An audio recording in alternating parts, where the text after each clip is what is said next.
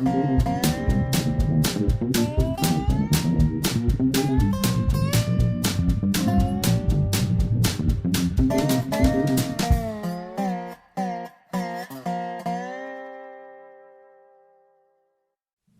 is Prairie Monk, WAFT Champaign 90.1 on your FM dial. And Dave on the board. Today is Sunday, August. Yes, it is already August the 4th, 2019. Pardon the little heavy breathing. It was a good, nice bike ride getting here this morning. Gorgeous out there. If you have a bicycle, this would not be a bad time to get out there and use it. The views and opinions, we'll give you more about that later. This is the Prairie Monk program, Dave Monk's weekly look at what's been going on in his world. Yeah, it was a nice day for out in the park in Urbana, too. So I want to say something about Charlotte Brady in terms of in passing. She passed recently after a hard time with Parkinson's disease. She was an artist and an educator and was locally born and was instrumental in developing art facilities on Mahomet Main Street. She lived on a Sangham and bottomlands and uplands and donated 20 acres of that ground to the Land Conservation Foundation. I knew her a long time ago when we were trying to move a barn from North Prospect to the Rantoul landfill. And then later we have been involved for a long time. She was very much a partner of ours in a gallery that we had on Walnut Street where the Blind Pig is now. And she is a watercolorist and she sold well from that base and invited other artists in. So we had a team of people and that gallery worked exceptionally well, not only from a financial point of view, but from a contact with the public point of view.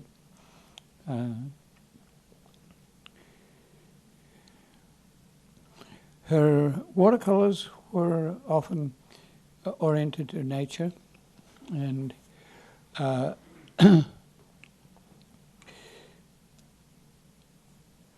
and they sold well locally, and elsewhere too. Sympathies to Dan Brady, her husband, and her children, Laura and Kate, and their families. We will miss her. She was very much a part of the art community. This is a little different, but it's, I want to say something about a pocket prairie remainder. The pocket prairie has gone to 2nd Street dig, and but there's one rosinweed plant that has come up from the tarmac outside of the now beer garden, and it's been doing very well. It's got probably 20 blooms on it, and I've been parking away from it a little bit so that it can express itself. Sadly, someone parked in my parking place there and parked close to the wall and ran over the rosinweed. It just says something about recognizing a plant, whether it's in the right place or not. This was, quite an interesting phenomenon, and people knew about it. I gave it a nickname of survival, and I'm trying to see the word, defiance. Defiance is when you get something that survives despite all possibilities. I want to now say something about prairie maintenance. It's a good time of the year for you to look at the prairie.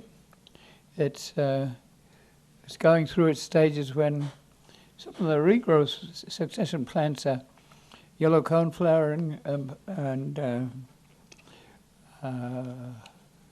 bee balm, and they form an interesting balance. But to my amazement, I went down to Savoy, checking out these places, and the roadside from Curtis Road to Windsor Road has been mown. And this is a site where mitigation was required. Mitigation is when you replace the vegetation you take out with something that's related or at least equivalent in value. Route 45 in Savoy was at one stage a 2-lane highway, and then it became a 3-lane highway, and we removed prairie plants from the extra space and put them onto the remnant prairie alongside, between the road and the railroad. And then it became a 5-lane corridor. And if you look at the transect, you go from the west side across 5 lanes, 2 lanes each way, and a suicide lane in the middle, and often referred to as that because depending on who's running in the middle, you might have to be very careful. And there's 8 feet of right-of-way that is not in the traffic zone. Then there was mitigation of prairie on the downslope to a ditch. Most roads and railroad lines are well drained because you don't want a soft patch in your ballast or in your road. So that, by agreement, was the downslope was probably about 15 feet down, and it was planted to mostly the less tall grasses, bootaloo or side oats, a little blue stem, and a small amount of Indian grass and big blue stem, and switchgrass on the edge. We're not sure why, but the switchgrass it's a very small seed, and it got planted in 2 feet alongside the 8 feet that separates it from the highway. So it has been a little bit overwhelming. It has the potential to produce litter and catch on fire if necessary, or by happenstance. If by happenstance it catches on fire, then it causes a consternation in the nearby Savoy plaza. There's a ditch which takes water off the plaza and transfers it down a parallel corridor which doesn't have much slope. So it tends to accumulate, and you can tell that by the number of cattails there. Engineers that are draining don't like to see cattails because that indicates that there's some poor drainage there. So that's been a recent problem. And when you have a 5-inch rainfall, that water goes down to Windsor Road and causes some consternation there because the area is on the backside of a moraine, the Presota moraine, and it's very loose and erodible. So every once in a while, we got to ask if we can handle 10, 12 loads of prairie soil that's accumulated at the lights where Windsor Road. It's an interesting area because the Windsor Road used to stop at First Street, and it's only been in the last 20 years that that road was extended west with this anticipation of a ring road around Champaign. So the railroad had a small bridge there that was not anything like you could put traffic through. So a traffic bridge had to go in, and the railroad had to be moved east a little bit in order to put up a railroad bridge. That area we'll talk about a little later. It meant that the railroad takes a slight bend to the east before it goes to the south or to the north. So I have recorded this on pictures. It's a radio program, so it's hard to make room for pictures, but the pictures indicate very loudly and clearly that this was a designated site for no mow. There are tall signs that say so, and there are shorter signs that say so, and there's no shortage of signs. But the mowing goes actually behind the signs, and if the sign is near the ditch, then there's a tendency to take your 15-foot bush hog and mow around it, which leaves you with less prairie on the upslope of the ditch and between the road and the railroad line. That's where the native prairie is, and I want to give you that opportunity to see on a public television that sort of transit and that sort of mowing. It's usually the mowing starts by tradition on August the 1st. That's not always very helpful because some plants go to seed early, and one of the plants that goes to seed early is Canada thistle. And if you wait till August the 1st, it is very much like dandelion. You can blow it, and so a good wind can blow it over farmland and park districts and spread this rather noxious weed around. So mowing has been subject to some reconsiderations, and one of them is that you don't necessarily only mow on August the 1st, and if you do that, you're going to cause some difficulties for everyone. You ought to know that that corridor is a very public corridor, especially on football days when the traffic is moving at about no speed. People have to look at their heritage and sometimes wonder why people are working there. The heritage prairie is not really recognized very much. It looks like weeds, and we have a long way to go, but that corridor is very helpful.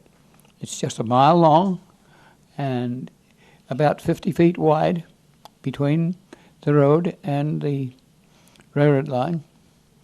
It has its difficulties. It's very difficult to burn it because the railroad is afraid of burn, but we have burned it many years, and it says thank you because the prairie has been used to lightning strikes and burning for many years, and it's adapted. So if it doesn't have that burn or control burn now that you are in an urban setting, it doesn't do very well. It gets lesser and lesser and gets to be a weak prairie. So I would like to introduce you to some of the plants that are there. We'll give you a long shot looking at the prairie. One of our problems with the long shot is that it doesn't really show you the species. On the other hand, you need to know what a prairie looked like at a distance. So long shot and then a close-up, or a medium shot, then a close-up, gives you an idea of what a prairie looks like. We should give people a quick note at this point. What we're talking about, what are long shots when you're listening on the radio, Dave? Okay, that's when we take this program and put pictures into it. And David is very helpful at doing that. And it takes time and a lot of energy. But the people who want to tell you about prairie often ask for a long shot. What does a prairie look like? And that's very difficult because it's not spectacular, and it does look like a weed patch in many cases. So I would like to establish that sort of introduction, and then go to some of the species that are there. I wandered around. There's bee balm and yellow coneflower. By the time this program gets out, they probably will be done. But it's there and very strong at the moment. The grasses are just growing. They're coming to their peak in September or October. But big blue stem Indian grass, little blue stem bootaloo or side oats, and switchgrass there, but they're not necessarily in profusion. This was a native prairie. It had been disturbed by railroad activity, by road activity. So we were lucky to have what's there. It's often the only that we have. So there's Liatris. There's two types of Liatris. So one is a gay feather with a plume of purple, and a little later in the season, there's a button Liatris that has little lumps of purple. And in amongst it is, at the moment, a landscape of rattlesnake master, which has very little purple petals, but it's in profusion. There's coneflower, and not an awful lot of coneflower. There's clover, purple clover. New Jersey tea is getting ripe, and we would like to have people to pick the seed from that. There's sunflowers. There's rosinweed. There's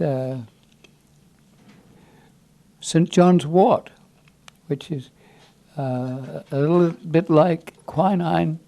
It has some therapeutic possibilities or medicinal possibilities. And we don't know exactly what might be possible in the future, the biochemicals that we might want to get from these plants.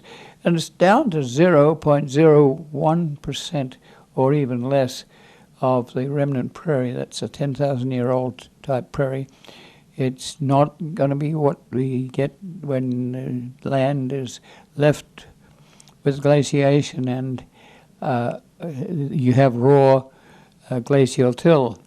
It's going to have a dynamics. We don't always know what it is. We try like crazy to save remnant prairies so that we can guesstimate what they look like. And in amongst those plants there are biochemicals and plants that we might need in the future. Two of the silphiums that are there are dock and compass plant. And it's interesting that this year it's become rather hard to find a compass plant in flower. And we don't exactly know why. It might be due to change in climate. It might be to change in moisture. We need to be able to document some of those things so that we know the life history of these plants. So we'll try to give you a look if you go to Urbana Public Television, or if you wait till YouTube, you can get it on YouTube. Go to the Prairie Monk. I'm just looking down my list here. I think I've told you. Oh, there's a prairie rose there. There's ironweed in the ditch. There's sedges in the ditch, and we'll get to those. This site has a teaching role. It's the closest site to town where we can take people and introduce them to a prairie.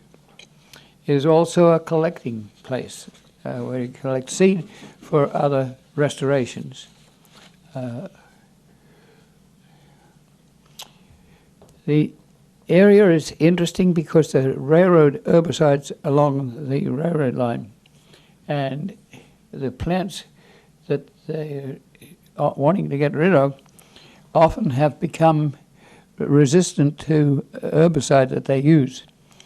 So there's adjacent to the railroad line, there's usually on South 45 a line of hemlock, which is able to probably not only resist against herbicide, it almost seems like they make use of it, but they're there, and that's not part of the prairie. If we burned, we'd have more chance of getting rid of that. It's a weed. It belongs to the carrot family. It's called umbellifery because there's a little umbrella and it spurns another little umbrella, and it's called umbellifery. But hemlock is poisonous, and you have to treat it carefully. You don't let the juice get onto your skin, because you might just be allergic. It's different for different people. Now, there are associated prairies. Lake Park and Windsor Road are both prairies that have benefited some from the plants that have been salvaged off of the 3-lane to 5-lane highway. Some of the plants went to the Barnhart Prairie on the Yankee Ridge Moraine, where there's now 100 acres of prairie, and it's in perpetuity. The university has acquired that farmland from the Barnhart family, but there's an assurity that that prairie will remain. And so some of that came from the railroad bed. Lake Park is another site. We'll give you a map of these places so that you can look if you need. Lake Park is a 2.5-acre prairie between First Street and the railroad line, on the east side of the railroad line, south of Curtis Road. It's initiated by seed being planted on a waterway that was cut off that allowed Lake Park to have a lake. The cutoff is fairly steep and tends to erode, so it has been maintained with groins, which are little lumps of stone that create a soft spot or where water will accumulate, and then also a sort of waterfall that allows the water to be not quite so fast and erodible. We had been there as by invitation because it was hard to plant roadside type grasses, bromes and rye and others, because the ditch that was made for the cutoff was at a 45-degree angle and couldn't you couldn't grow normal lawn grass type or roadside grasses on that site. So we were asked to plant prairie, and that prairie has been very successful in keeping the banks intact, and it's also good viewing. We have a little trail that goes through, Lake Park mows it, and you can get a rough idea of what a prairie is. You can take a friend there that's going to the airport and just spend 10 minutes, and you get an idea of what a prairie is. There is a mound of high-quality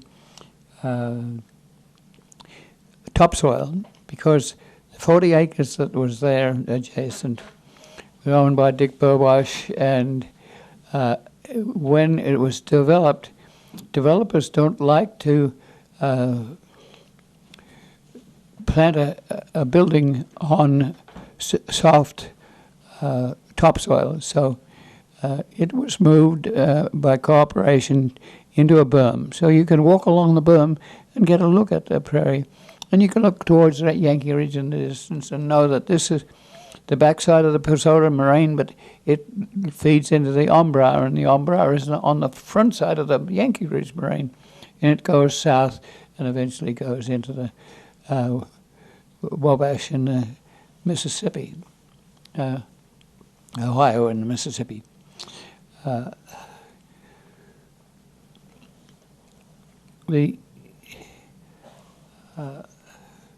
The prairie at the moment is in need of maintenance.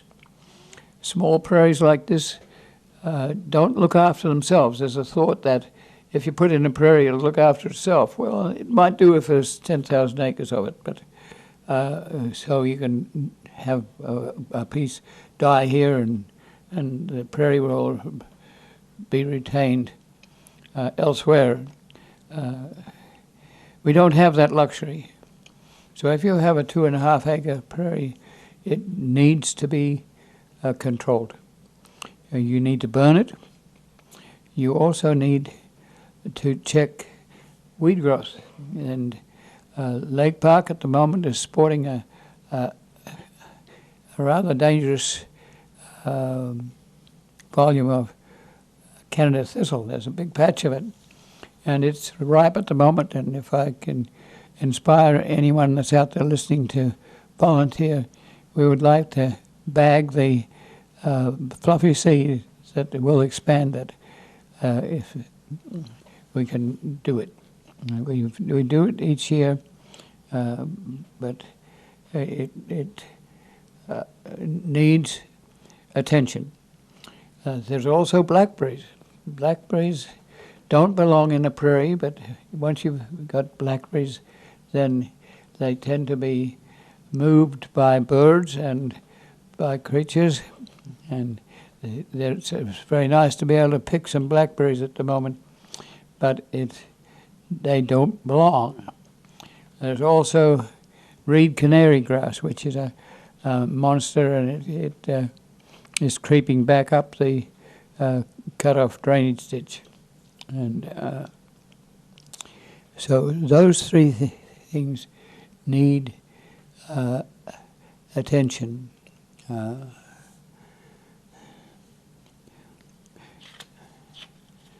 Some of the plants are doing well, so we have to say that this is a healthy place to visit, and even if we have some weeds, we still have an awful lot of prairie, and the prairie is fairly strong. It can actually deny weeds that like a soft soil, and this soil has grown to be rather hard. It was soft when it was a cornfield, but now it's give it some rain and some time, and it's able to look after itself some, but not totally. Another site is Windsor Road. Windsor Road had an extension from First Street under the railroad line to Neal Street, with the intention of having a ring road around Champaign. It hasn't always worked out that way because there's been a lot of development on it, but the area between First Street and Neal Street was carved out. It's a 5-lane road, and it goes under the railroad line. Well, the railroad line had a culvert to allow water to move off the west side of the Pasota Moraine and into the Ombra. But that was not enough for a road, so the railroad line was asked to raise the bridge and to put a replacement bridge in there that would allow traffic underneath. Railroads can't vacate a railroad, put in another railroad, then go back to the original railroad. So usually what happens is that the railroad puts in a new railroad with a slight bend in it, and that leaves a little bit of the old railroad bed available for people like ourselves to do prairie work. At that end, because there was a lot of building associated with putting in a new railroad bridge, there are a lot of trees, and they need to be mown regularly or chainsawed. So that's an awkward piece of Windsor Road, and it butts onto Route 45. But the two are relatively related. There's a sign, a large sign which has been turned parallel to the railroad, to the Windsor Road. So you can't really see what the prairie is about, because the sign was initially installed in so that you could have view from the passing traffic. It would be at right angles. And we would hope that that might be rectified. The prairie is growing down the side of a drainage ditch that was created out of a wiggly woggly creek that came down there and went through to the Ombra. Road construction often means that you have to divert the creek, and often it's straight, and water doesn't run straight. This is a compromise that you have. It eventually goes under the highway and goes east. So I'll give you some idea of that. Then I want to go to the Pope Prairie in Rantoul. It's Liatris time. I've been up there watching it, and the Liatris, Blazing Star Liatris, is almost in bloom now. So if any of you want to go to Rantoul, it's about north by about a mile from Rantoul. You go to a section road north there is 3200, and there's a gate, and you can walk down to the prairie and get a rough idea of what a prairie looked like at this time of the year. Some prairies don't have much Liatris on them, and part of the thinking is that Liatris has a juicy corm. Its root is a storage root, and that's why it can survive in places. And it seems like meadow voles and mice enjoy eating it. So if you're planting Liatris, you may not be as successful as you might be because you have competition from the wildlife. This year, for some reason or other, compass plant doesn't seem to be doing, it's not flowering. That doesn't mean to say it's not there with leaves, but that's another one where you don't know the life history of the plant and what it needs. And it might need research for 30 or 50 years to really know what the habit of this plant and its associated wildlife is. So when you're down to almost nothing, then we need to look at the prairie and not only provide ourselves with an opportunity to gather up that gene pool and perhaps breed from it. Many of the flowers, like purple coneflower, have come from that prairie in the first place, and they've been improved and selected for color and permanence, and so the native coneflower can be more modest, and once again, this year there's not a lot of coneflower, and about 10 years ago, or perhaps more, there was a massive expression of coneflower. It was wall-to-wall coneflower, and it was on the roadside. It was on the east side of the roadside, and quite amazing.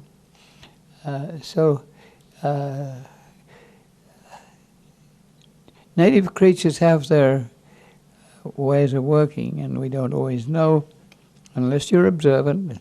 It goes with the birds and the bees, and it behooves you to be interested in just watching and seeing what happens.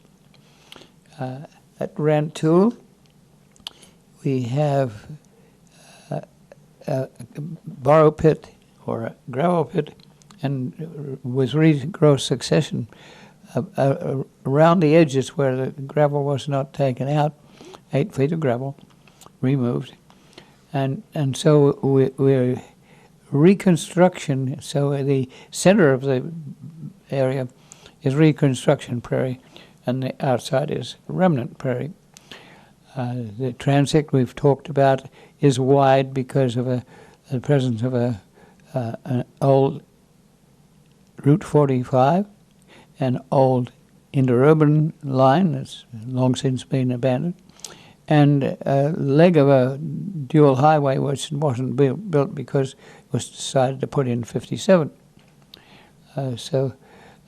That's nice and wide. There's some farmland just south of us, between us and the cemetery has brought in 6 acres of that and planted it to a fairly rough but a successful prairie. And we'll try to give you a picture of that prairie as it's growing now. It's probably 5 or 6 years old and doing well. The Ludlow Township and the Rantoul Township have been getting together with the cemetery, and they've put a road around that 6 acres. And that road will probably allow us to have some sort of access to the south end of Pope Prairie. Pope Prairie is so named because billboards, the Pope family owned the Champaign Billboard Company, and when you have a bend in the road, then there's a visual corridor that's attractive to advertising. The traffic moved to 57, so that was no longer an advantage. And we've been talking about the possibility of 10 miles of that territory being restored as a hike and bike trail for recreators and prairie preservation on either side. The road was an old highway, so it is for 1928 type traffic. It's quite a wide road, so recreators find that attractive because you can have a group of people use it and enjoy it. So we look at that with fondness, and we know that we would like to extend that to perhaps south side of Chicago or to Cairo in the south as a trace. A trace is something that's usually national and it has a purpose. And the purpose here would be to bring together communities that have special interests. Like in the Paxton area, there's been a Paxton Moraine, and so there's a story about taking the gravel from that and bringing down and making underpasses in Champagne. But if you stand on top of that moraine and watch the trains coming by on a recently established cutting, and then you have to be impressed by how high this moraine was. You have to know about the outwash plains between that moraine and the Bloomington moraine near to Rantoul. You can enjoy going to Rantoul, where east-west railroad line has been closed and converted into a rather popular rail trail. On part of that Pumpkin Vine line, the Grand Prairie Friends has a mile of railroad remnant prairie near to Penfield. At the Paxton end, there's a school that we've been talking about that is probably it's destined for demolition, but it's a Royer school designed by a prominent architect, and it would be nice if we do have a corridor between, say, Kankakee and Rantoul to start with. That would be a key and very nice building if it could be repurposed. So I've been talking to planners, and there's a lot of questions here as to what you can do when the decision has been made, and there are people, some in Wisconsin, that specialize in taking buildings like high schools and converting them to apartments. We do that in Champaign in some cases. In some cases, the buildings deteriorate, but mostly those are ones that are 3 stories high and they don't necessarily have a named architect with interesting facades and the like. We're not sure that we will have any influence on the decision to remove that building, but you have to go along with that.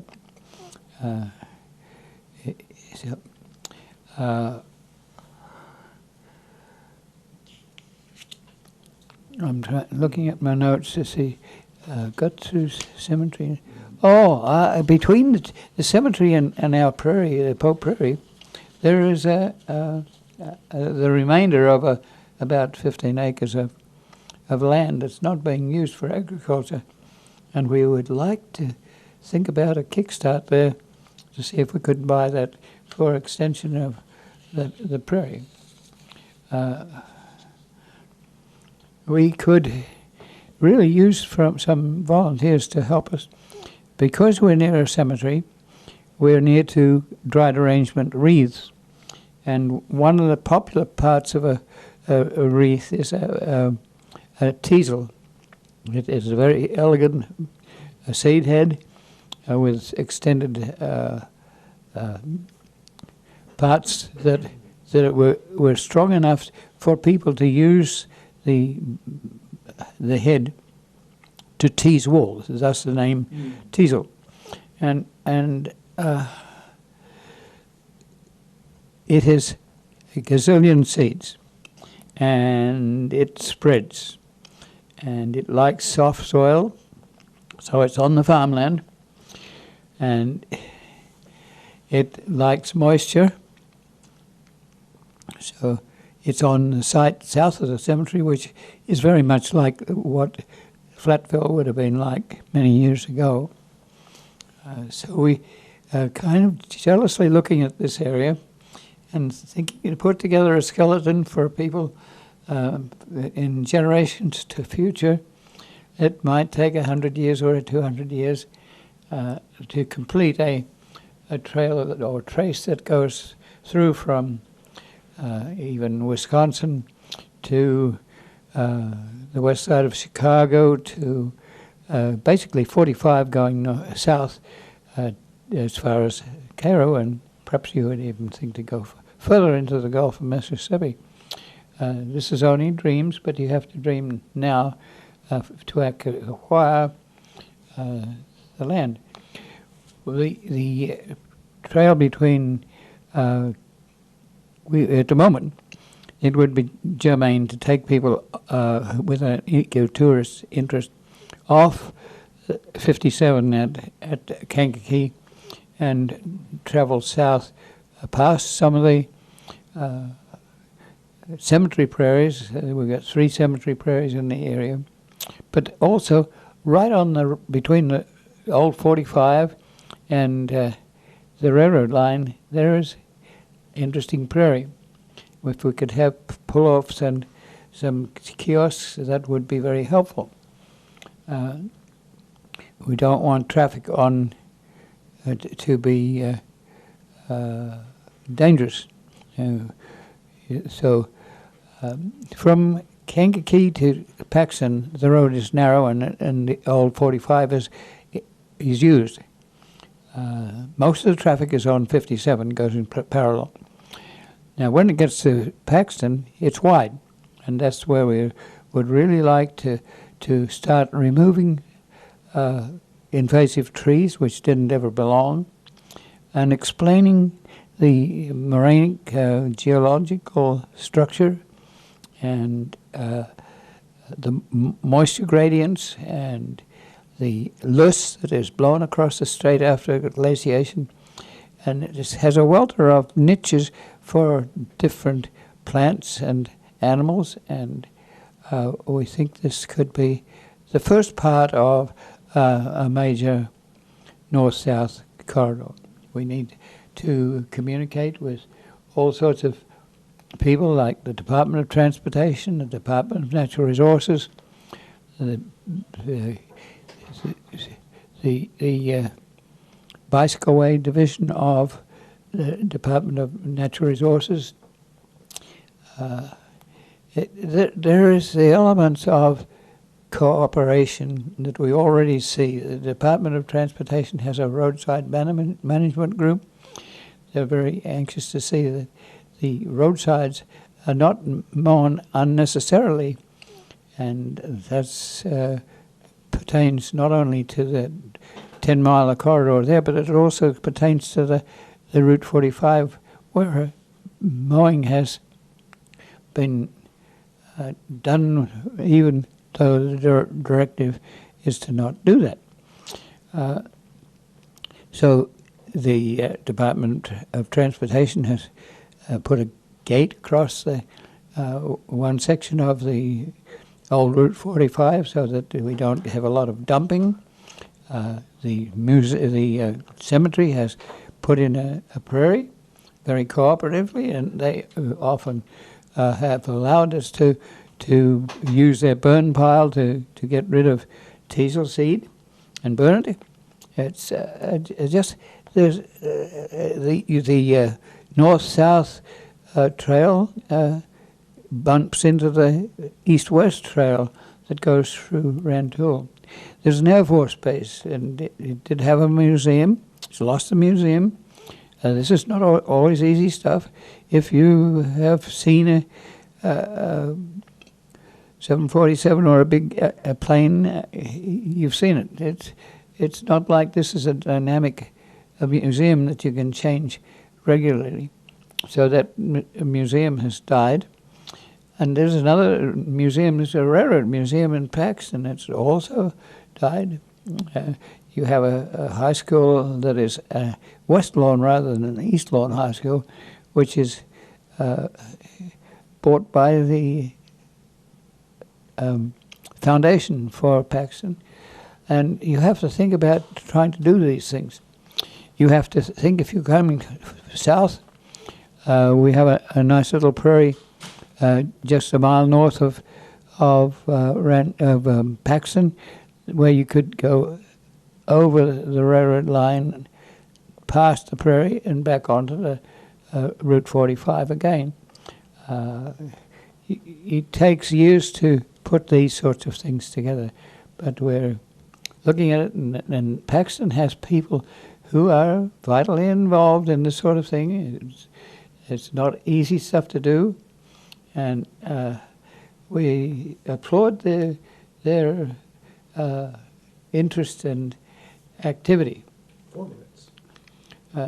If you are wanting to help us at all with this, it's a time when we need people to pick seed for, like New Jersey seed, New Jersey tea, which is a strange plant. It is adapted very naturally to survive. Its seeds ripen differentially, so you can have on the same plant seed that is green and seed that is ripe at the same time. So it's been very difficult to get this plant so that you could harvest it with a combine harvester, for instance. It often depends on people picking the seed and knowing the seed. So seed harvest is of interest to us. We have a lot of early season starry-eyed grass, and it is tremendously difficult to gather the seed for that particular plant, because it's like a little iris, and it flowers briefly with tiny flowers, and if it's seeds, you have to be good at finding it. The other thing we need to do is the teasel that I'm speaking of is coming out of the woodwork at the moment. It's a biennial. It takes 2 years to get the seed. We don't like using a lot of herbicide, but we do spot herbicide this plant because it is almost enjoys being cut. If you cut it early in the season, it will grow several other shoots to replace. So we are left at the moment with some nests of teasel that we don't like, and so we have to take a wire whip and cut them back. It's fairly easy work, but it's essential, just so that those balls or seed heads don't get ripe and release enough seed that it's there for the next 400 years.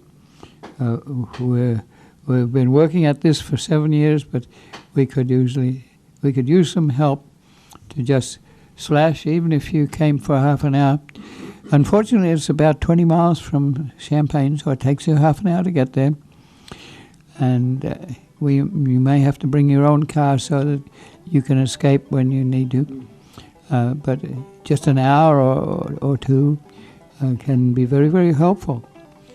It also means that we have some people there, and that's helpful because we haven't had the money to put up a good fence around our prairie, and it's got a nice little waterway that runs through it, and it's attractive to people who like to do a mud bath in there.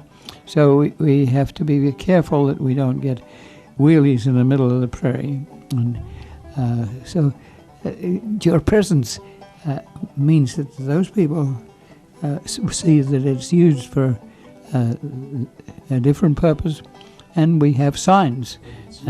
And okay, so this is Dave Monk, your Prairie Monk, WAFT Champaign, 90.1 on your FM dial. And Dave on the board. As always, the views and opinions expressed are solely those of the speakers and no one else.